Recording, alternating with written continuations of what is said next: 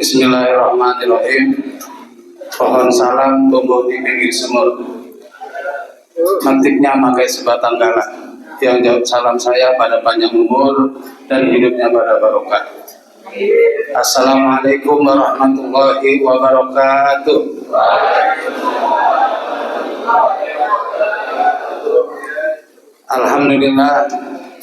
Alhamdulillahilladzi anzala sakinata fi qulubil mu'minin wa ja'ala diyaqa 'ala qulubil munafiqina wal musyrikin. Asyhadu an la ilaha illallah wahdahu la syarika lah, malikul haqqul mubin, wa asyhadu anna Muhammadan 'abduhu wa rasuluhu khatimin nabiyina imamil muttaqin.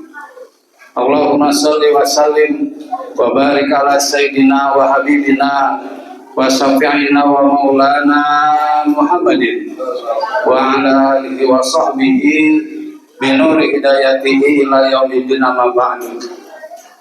Yang senantiasa kita muliakan dan senantiasa kita dambakan segala fatwa dan mau'izah hasanahnya kepada guru-guru kita, para ulama-ulama kita, para orang tua kita, kepada seluruh hadirin hadirat sidang sholat tarawih Bapak serta Ibu Masjid Jami Baitul Aziz, yang mudah-mudahan pada malam yang ke-9 ini kesemuanya kita mendapatkan keridhaan dan kemuliaan dari Allah Subhanahu wa taala.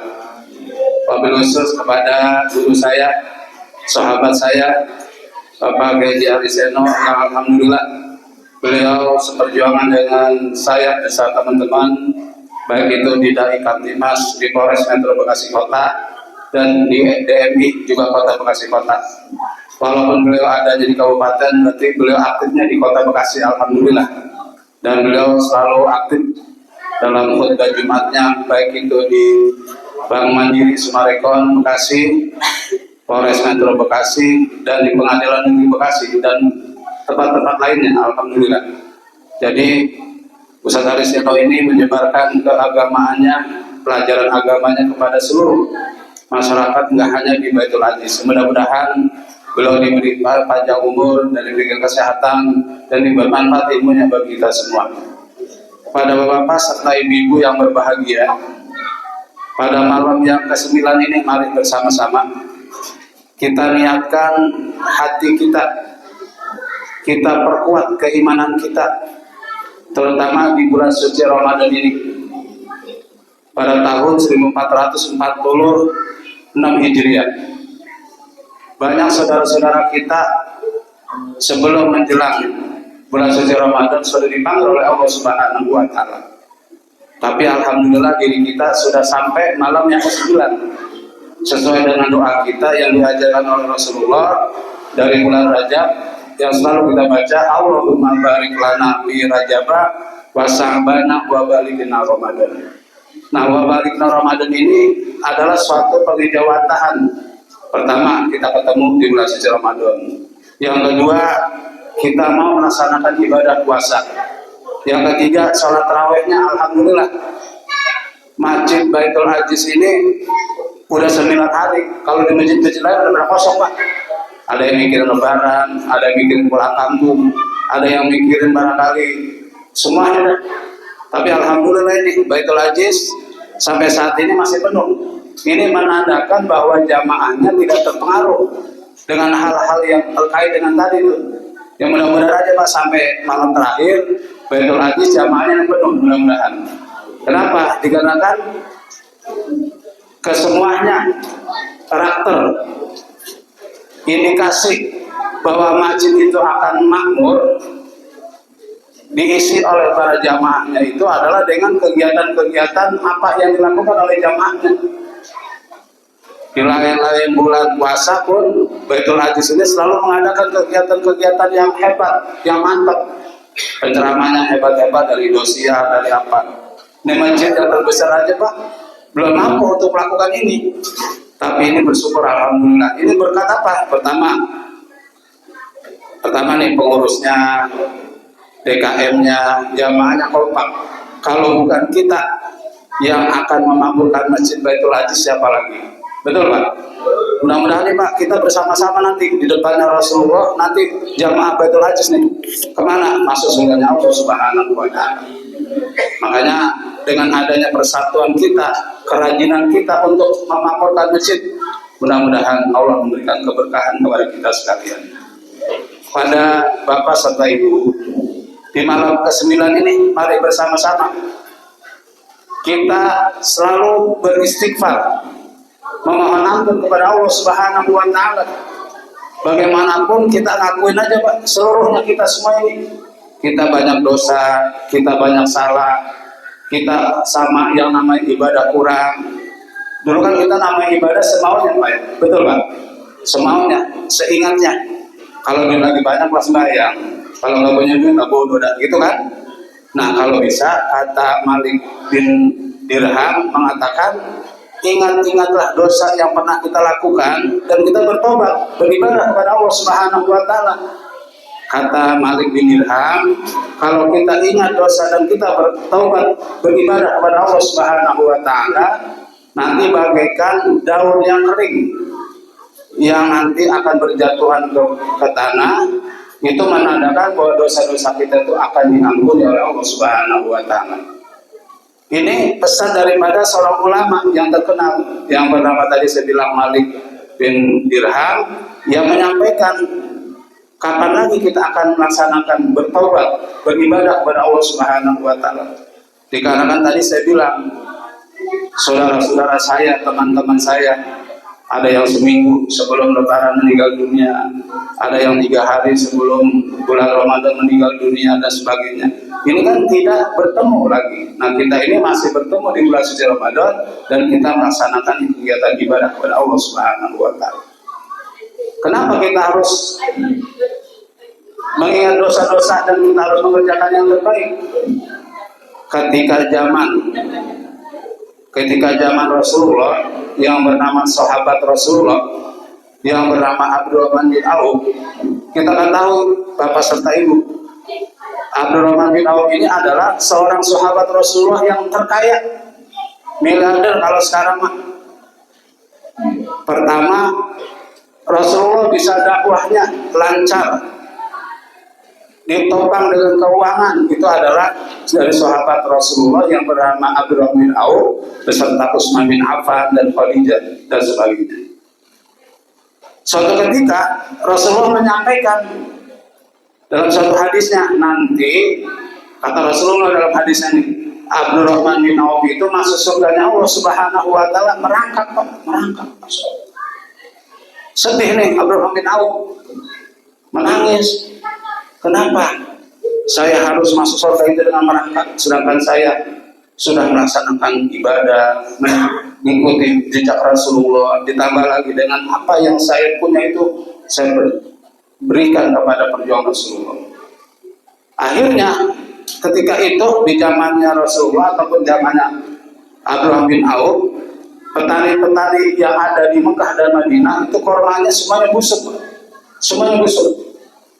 Nah, kesempatan inilah yang dipergunakan oleh Abdurrahman bin Auf, dikarenakan Rasulullah menyampaikan bahwa saya nanti yaitu masuk surganya merangkak, dan saya miskin aja deh.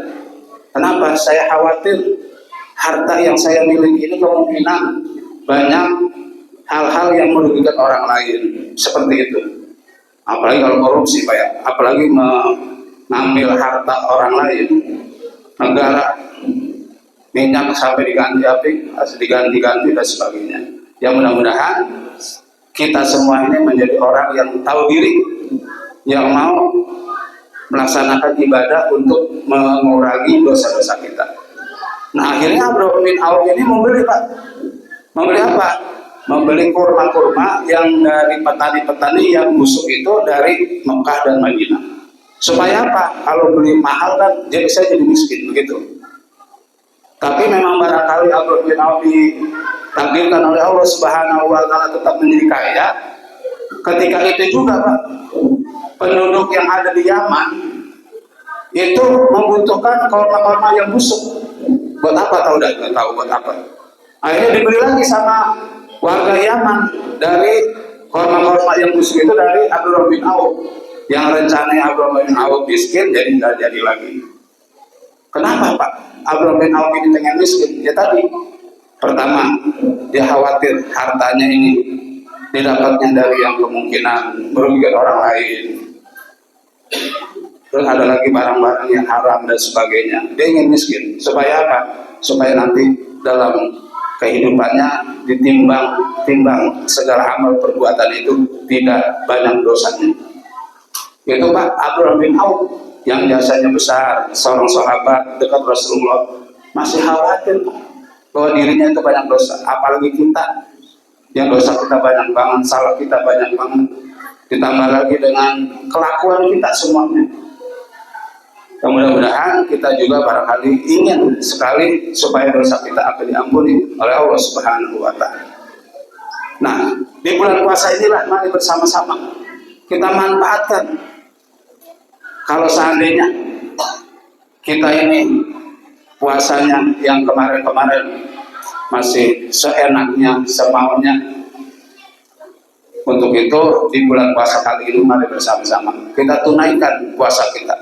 Dikarenakan kalau puasa kita melaksanakan ibadah puasa di bulan suci Ramadan 1 hari saja itu pahalanya sama dengan 70 tahun kita hidup di akhirat.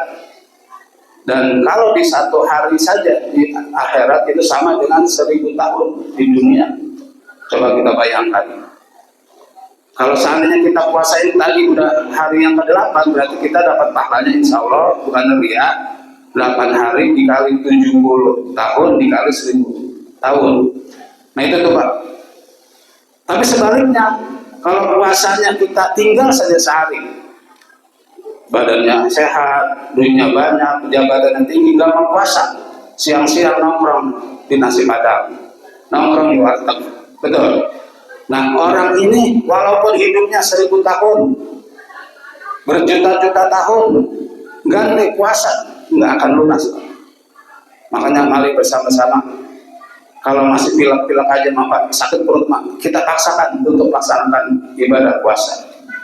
Kalau seandainya kita lagi sakit, kita puasa juga, meninggal, surganya Allah Subhanahu wa Ta'ala.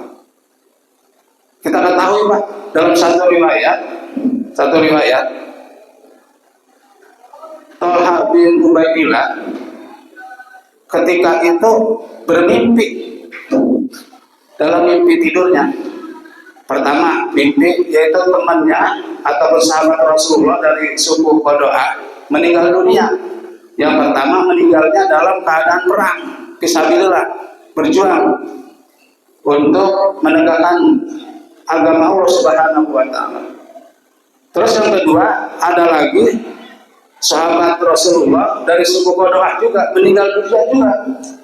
Meninggal dunia itu dalam keadaan sakit. Suatu ketika Thalha bin Ubaidillah itu bermimpi. Pertama temannya yang sakit, yang kedua yang sakit. Mimpinya adalah mimpinya tersebut. Pertama yang diperintahkan masuk surga Allah Subhanahu wa Ta'ala orang yang sakit. Yang kedua orang yang sakit dipersilakan untuk masuk ke surga dalam mimpinya Uqbah bin Ubaidillah. Kemudian Ubaidillah itu disuruh, Thalha, udah silakan kamu balik ke pikiran kamu udah mati. Akhirnya dalam suatu tidur Pak, mendoset, kaget gitu. Siangnya ngobrol sama teman-temannya para sahabat. Wahai para sahabat, semalam saya bermimpi teman-teman kita yang ada di kita ini dari suku Qado'ah itu meninggal dunia. Yang pertama meninggal dunia dalam keadaan perang, yang kedua dalam keadaan sakit. Yang jadi pertanyaan saya, mimpi saya heran, kenapa kok yang dipanggil itu adalah orang yang sakit duluan, baru berjuang. Lagi ngomong-ngomong, lagi bincang-bincang, Rasulullah dengar. Ayo Thalha, Ubaidillah, kemari. Kata Rasulullah, ya Rasulullah, ada apa? Kamu kenapa? Semalam saya mimpi ya Rasulullah. sahabat kita dari suku Qadoah yang meninggal dunia dalam keadaan matinya dalam keadaan sakit, yang kedua sakit. Ditanya oleh Rasulullah, tadi yang sakit itu matinya belakangan, dia ketemu nggak di bulan suci Ramadan? Ketemu ya Rasulullah, malah dia rajin ibadah puasanya, baca Qur'annya, sholat tarawihnya, dan semuanya diisi di bulan suci Ramadan.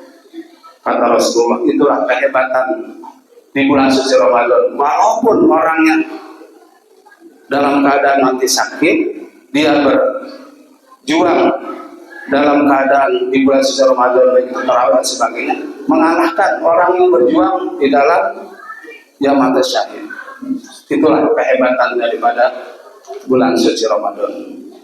Hanya kepada bapak-bapak serta ibu-ibu, mari bersama-sama kita laksanakan kegiatan ibadah puasa, ibadah sholat tarawih yang tadi saya bilang. Sholat tarawih alhamdulillah di Baitul Aziz terus penuh. Habis ini kemungkinan kita khatmul Quran, ya, oke. Alhamdulillah. Yang belum bisa baca Quran, silakan kita belajar. Dikarenakan Al-Quran itu nanti nemenin kita di kuburan, akan menjadi saksi nanti di akhirat bahwa kita ini sering rajin membaca Al-Quran. Nah, untuk itu kepada para bapak semuanya, mari bersama-sama. Mudah-mudahan Pak, di bulan suci Ramadan tahun ini pertama kita dipanjangkan umur, diberikan keberkahan rezeki, kekuatan untuk beribadah kepada Allah Subhanahu wa taala, dan nanti kita termasuk orang yang la'annakum tattaqun, yaitu sesuai dengan apa yang disampaikan bahwa orang yang beriman itu adalah yang dipanggil oleh Allah Subhanahu wa taala dalam melaksanakan ibadah adalah orang yang beriman. Tidak yang dipanggil itu adalah orang yang Islam, tidak, tapi yang beriman.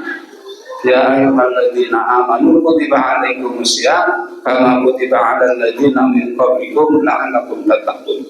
Nah, mudah-mudahan Pak, nanti setelah akhir daripada bulan suci Ramadan kita melaksanakan takbiran sebagai ungkapan rasa bersyukur kita kepada Allah Subhanahu wa taala.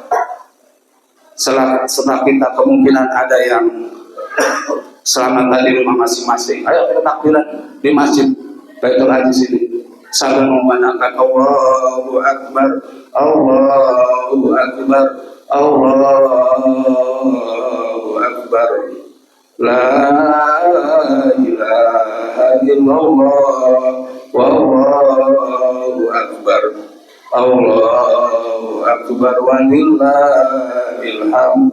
Nah, ini adalah sebagai tanda bersyukur kita kepada Allah dan membesarkan nama Allah. Dikarenakan bagaimanapun Allah yang maha segala-galanya. Walahu man fis samawati wal ardi kulluhu qanitun. Milik Allah yang ada di bumi, yang ada di langit, semuanya tunduk kepadanya. Nah, untuk itu sekali lagi, selama Allah masih sayang kepada diri kita untuk menjadi orang-orang yang beriman dan bertakwa, kita pergunakan di bulan suci Ramadan ini menjadi bulan yang terbaik untuk kita semuanya. Tadi Ustaz Hariseno menyampaikan bahwa ceramah jangan lama-lama. Kenapa? Dikarenakan ada yang belum makan habis buka, betul Pak?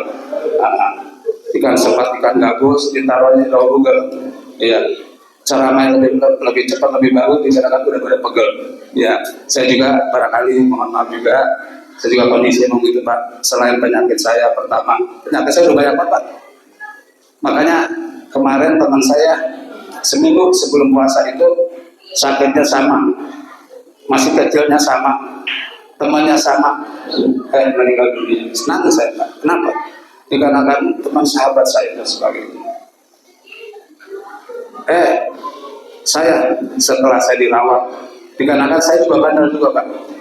Pertama nggak minum obat 2 bulan, capek banget minum obat dari tahun 2020 minum obat. Yang kedua nggak berobat, akhirnya yang namanya saran dari dokter saya ngetaati, kamu penyakit saya 6 hari dirawat. Setelah 6 hari dirawat, bawa motor jatuh Pak, 3 kali jatuh saya, Masya Allah. Maka sekarang saya nih kondisinya pertama sholat nggak mungkin bisa berdiri. Ini berdiri begini, tahu udah langsung Pak, udah bugel gitu Pak. Mata saya merah, ditambah lagi dengan penglihatan, ditambah udah banyak Makanya kita bersyukur kan Pak. Makanya masih muda kita pergunakan untuk beribadah kepada Allah Subhanahu wa taala.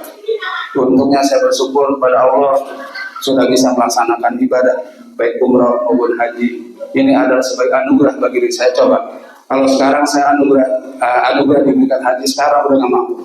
Kenapa? Dikarenakan kondisi seperti ini. Ya, terima kasih Pak. Mohon maaf yang seluas-luasnya, doakan saya dan doakan kita semuanya, mudah-mudahan kesemuanya kita mendapatkan keberkahan dari Allah Subhanahu wa taala. Kita baca Fatihah untuk orang tua kita yang telah meninggal dunia. Mudah-mudahan diampuni segala dosa-dosanya, diterima amal ibadahnya, dan kita yang masih hidup, mudah-mudahan kita mohon kepada Allah. Mudah-mudahan Allah selalu memberikan keberkahan kepada kita sekalian. Ila hadratin Nabi Sayyidina wa Habibina wa Syafi'ina wa Maulana Muhammad, khususan bin ahlul kubur, seperti nama orang tua kita. Wali jami'il muslimina wal muslimat wal mu'minina wal mu'minat al ahya'i minhum wal amwat, khususan jamaah sholat tarawih Masjid Jami Baitul Aziz bin yang disimba wal karamah wa salamah wal barakah wal afiyah wa nas'aluka ya Allah birrahil Fatihah. A'udzubillahi minasyaitonir rajim. Bismillahirrahmanirrahim. Alhamdulillahirabbil alamin arrahmanir rahim maliki yaumiddin. Iyyaka na'budu wa iyyaka nasta'in ihdinas siratal mustaqim siratal ladzina an'amta 'alaihim ghairil maghdubi 'alaihim waladdallin. Kurang lebih mohon maaf. Billahi bisabil haq wa Allahumma biqil aqabi tarik. Wassalamualaikum warahmatullahi wabarakatuh.